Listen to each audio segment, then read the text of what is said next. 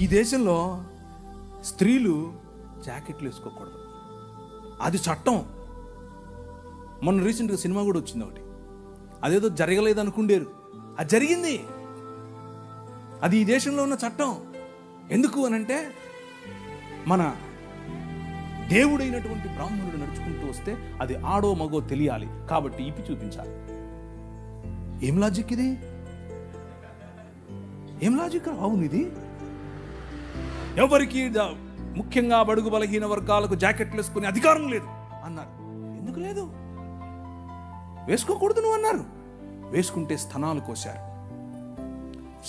కోశారు. మీ స్తనాల బరువు చూసి దానికి పన్ను విధించారు. బాగా బలిశావులే కట్టు అన్నారు. కానీ ఒక పేరు చెప్తాను, విన్నోళ్ళు చేయొద్దండి.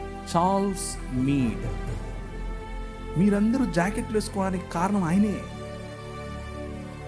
నేను అబద్ధం చెప్పట్లేదు, నిజం చెప్తున్నాను. చట్టం చేశాడు. లండన్ హౌస్ ఆఫ్ కామన్స్ లోకి వెళ్ళి కొట్లాడాడు. నా భారతీయ స్త్రీలకు గౌరవం కావాలి. తెల్లోడే బయట నుంచి వచ్చాడు. మీరు బట్టలు వేసుకోకుండా మమ్మల్ని అనగదొరికితే వాళ్ళు మాకు జాకెట్లు పంచారు.